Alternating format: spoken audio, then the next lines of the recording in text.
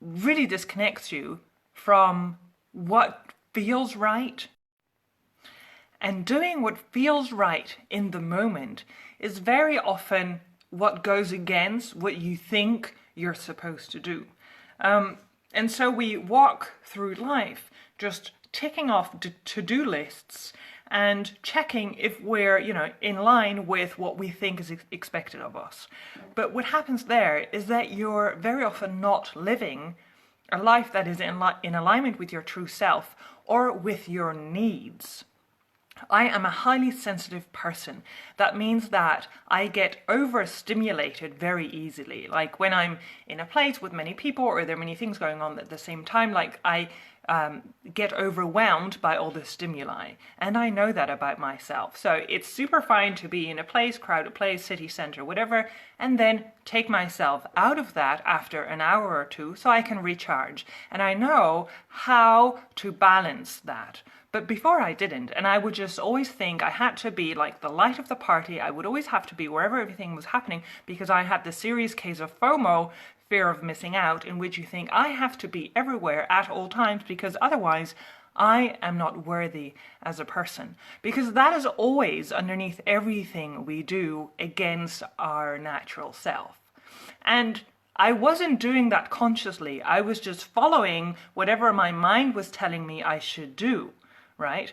But then getting hit with anxiety disorder and having to face that for a long time was a blessing, as many people who have overcome diseases often say, because it has brought me in such close connection with myself. And I had to stop and think and feel and really ask myself, what is good for me here?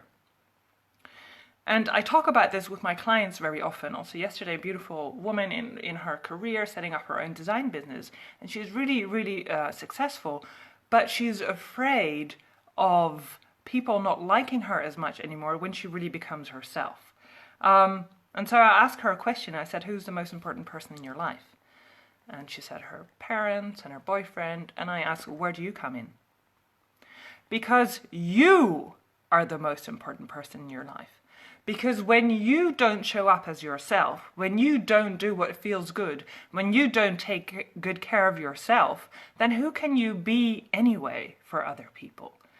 I always very proudly support healthy selfishness, because the moment that you show up as your full self, having fully taken care of yourself and really being so in love with yourself that you can actually give from what is overflowing out of you, well, then you are great company to be around. Because, in that moment, you don't have anything to hide. You don't have anything to compensate for. You don't have anything to worry about or think you should do or be not or adapt. No, you are just free to be yourself. And so that energy is very attractive. And that's where you have enough space to actually be creative and contribute and really make a difference in this world. And so the key here is that you need to start allowing yourself to do what feels good. And if you are in a situation, as in like a 9-to-5 job where you need to go to the office, or like I was teaching at a secondary school, or whatever kind of job you're in, ask yourself if this is working for you, if this is what matches you, and if this is what allows you to be the best version of yourself, because in the end, that is what it's all about. I loved working at the school and I really enjoyed it, but I also felt locked in the schedule I had to respect. I had to get up really early, and when I got home, because of lack of sunshine in Holland, I would have to sleep for an hour because I wouldn't make it, because everything was so draining and was so intense. And again, that was my passion and it was my dream, so it also did satisfy me very much and fulfill me, but it was just too much for what I could handle or what I even wanted to handle. And it wasn't just like I loved the teaching, put me in front of a group of kids and teenagers. I love that. But it was the meetings and all the, bureaucracy and nagging colleagues and having to be there at certain times. Like, my biggest value is freedom. And so if you put me in a box and I need to respect that, I mean, I did it for 3 years, but then I decided to break free, go to Florence, and I've lived there ever since. And there I've always worked as a freelance English teacher, or doing translations, or taking tourists around Florence, or now being a life coach. I don't set my alarm clock. Not when I have when I have a session at 10:30. That's when my schedule starts. I wake up at 7 or 8 by myself because I go to bed at like 11 or 12. And so I just respect my own nature and my own rhythm, and I do what feels good because it makes me feel good, and that allows me to show up as the best version of myself and give that to you right here. I had lunch this afternoon, made this beautiful spinach pasta, and it was great, but afterwards I felt really tired, and so I had a nap for an hour here on my sofa. And then I was like, okay, what am I going to do now? Oh, yes, let's do another Truth Channel episode, because this is my new thing, and I'm really excited about it because I get to share my message with everybody out there, and not just the fabulous women in my group, the Yes Woman, where I do a live every Thursday evening. I want to reach more people, so now I'm reaching you. And I just want to be an advocate for living life in line with your needs, with your natural rhythm. And we're not all the same. Like, I would not be able to work some kind of 9-to-5 office job. Like, I would kill myself. I prefer the risk of not knowing if, and when my next income is gonna come in, compared to knowing when it's gonna come in and having to sit through looking at the clock, feeling like I'm in prison all day long, other people telling me what to do. I mean, we choose our own pain in a sense, right? And like I said, my value is freedom. My biggest value is freedom. So I choose to live this risky existence while I've just put everything in my business so that I'm able to live this freedom-based lifestyle, which is flourishing, which is going really great, but it didn't start out like that, obviously. But I was willing to take the risk instead of doing something that didn't feel good.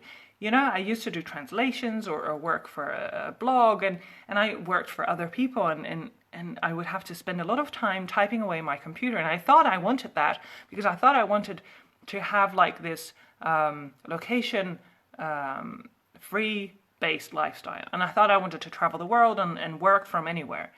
And so I thought, I can do translation and writing work from everywhere, which is true. But then I didn't realize that actually the typing away at the computer, even if you're in Bali, in Florence, or in Holland, like, you're in that bubble, and that is also getting you a lot of stimuli and a lot of electricity and a lot of. I always start breathing very. What do you call that? Like on the surface, like very shallowy. I don't know why. So after a while, my skin gets ugly and I feel bad and I get a headache. And so I don't want to spend more than like an hour or so per day on my computer. But what am I doing now? I'm reaching you, potential clients, people that want to feel, lifted up or get inspired by my message from my phone. And I'm sitting here at my desk, I'm looking out at this beautiful Tuscan countryside view. I have my dog right here and playing in the kitchen, and everything I do is in line with what feels good to me right now. Because I started putting my well-being first, which at the beginning was like, oh, can I really do that?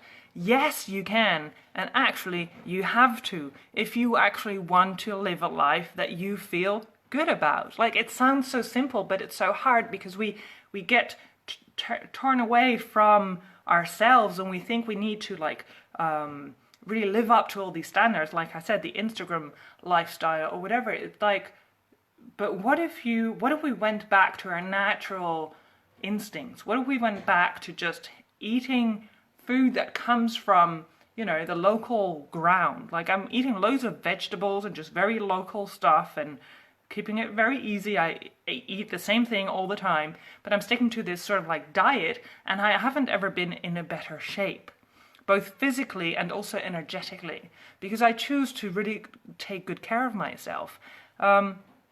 And so I feel good. Again, it always comes back to that. And like I shared yesterday, when you feel good, you get to attract what you desire into your life. And so it is key that you make sure that you feel good. And again, that is not selfish, that is actually taking care of others, because when you can show up as a vibrant, attractive, joyful, abundant person, then you're actually giving something to the other person you're interacting with. And otherwise it's just you're being like, what if you deprive yourself of your own needs and you know talk yourself down and you don't eat well and you're just this bag of negativity? Well, what if you go to someone, maybe your partner, and you need them to make you feel better? Well, that's a very unhealthy responsibility. So let's think again about what's healthy and what's unhealthy. I believe in healthy selfishness, which means taking really good care of yourself, doing what feels good, and then from that place, seeing how you can contribute and be there for others. So I'm very curious to hear what you feel about my statement, and please share if you've taken anything away from this. Do know that this is what I help my clients with, ladies. So if you're like, oh, I would love to know how to take better care of myself and really dare to do what feels good and follow my dreams and live a life that I don't have any regrets about, well, that's what I do. So shoot me a message and we can set up a free discovery call. We'll chat for half an hour and see if I'm the right coach for you and I can help you get closer to that dream that you know that is possible for you. I've been able to do it. So many of my clients have been able to do it, and you can do it too. This is your time. So shoot me a message and we'll be in touch. I'm going to wish you a fabulous evening because we're already in the afternoon, and check in again with you soon. Goodbye, everybody. Bye-bye.